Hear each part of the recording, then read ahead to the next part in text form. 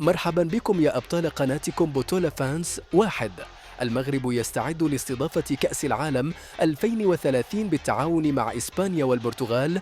أعلن الاتحاد الدولي لكرة القدم فيفا رسميا عن اختيار المغرب إلى جانب إسبانيا والبرتغال لاستضافة كأس العالم 2030، فرصة لتعزيز البنية التحتية الرياضية والسياحية في البلاد والجماهير من مختلف أنحاء العالم.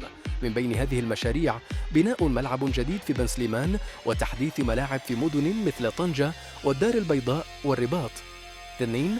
أكاديمية محمد السادس، نموذج يحتذى به في تطوير المواهب الكروية. تعتبر أكاديمية محمد السادس لكرة القدم من أبرز مراكز التكوين في إفريقيا، حيث ساهمت في تطوير مواهب شابة أصبحت نجوما في المنتخبات الوطنية والأندية الأوروبية. من بين هؤلاء اللاعبين يوسف النصيري ونايف أكرد. تركز الأكاديمية على توفير بيئة تعليمية ورياضية متكاملة، مما يسهم في تنمية مهارات اللاعبين الشبان وتأهيلهم للاحتراف. هذا النموذج يلهم العديد من الدول الإفريقية التي تسعى لتطوير كرة القدم لديها. 3. تمويل ضخم لتجديد مرافق كرة القدم في المغرب استعدادا لكأس العالم. في إطار الاستعدادات لاستضافة كأس العالم 2030، وقعت الحكومة المغربية اتفاقية شراكة مع صندوق الإيداع والتدبير لتمويل برنامج تأهيل الملاعب. تشمل هذه الاتفاقية تجديد 6 ملاعب رئيسية وبناء ملعب جديد في بن سليمان بميزانية تقدر بحوالي 9.5 مليار درهم للمرحلة الأولى. تهدف هذه الاستثمارات إلى تلبية معايير الاتحادين الإفريقي والدولي لكرة القدم، وضمان جاهزية المرافق لاستضافة المباريات الدولية وتقديم تجربة مميزة للجماهير واللاعبين. 4. أشرف حكيمي، قائد جديد في باريس سان جيرمان. أشادت وسائل الإعلام الفرنسية بالدور البارز الذي يلعبه الدولي المغربي أشرف حكيمي في نادي باريس سان جيرمان.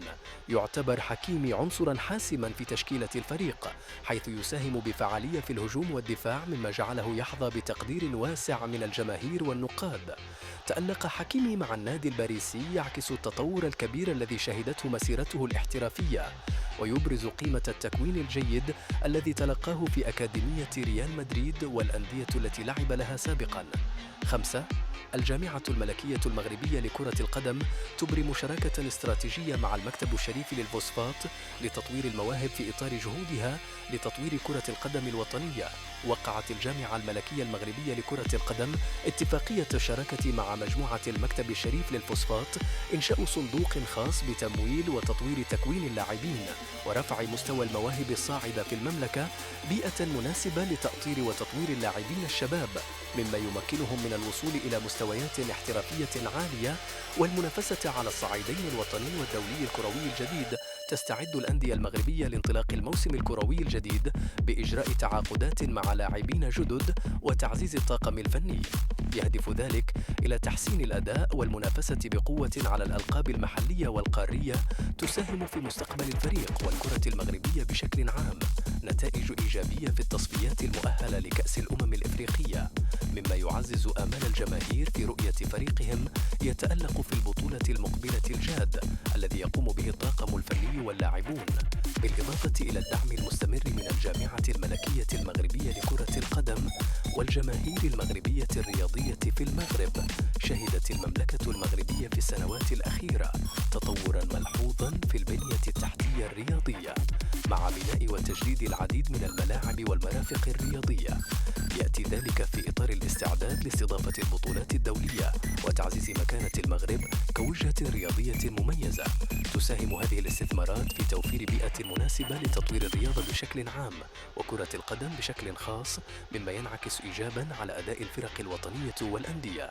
تعمل الجامعة الملكية المغربية لكرة القدم على تنظيم دورات تكوينية لتأهيل المدربين والحكام بهدف رفع مستوى الكفاءة الفنية والإدارية في المجال الكروي.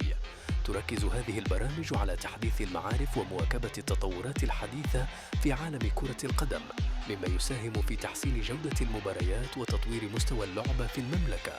متواصل للفرق الوطنية في المنافسات القارية. تحظى الفرق الوطنية المغربية بدعم جماهيري كبير خلال مشاركاتها في المنافسات القارية، مما يعزز من معنويات اللاعبين ويساهم في تحقيق نتائج إيجابية. فضلا وليس أمرا، المرجو دعمنا بلايك واشتراك ليصلك الجديد دائما. إلى أن نلقاكم، دمتم بألف خير. إلى اللقاء.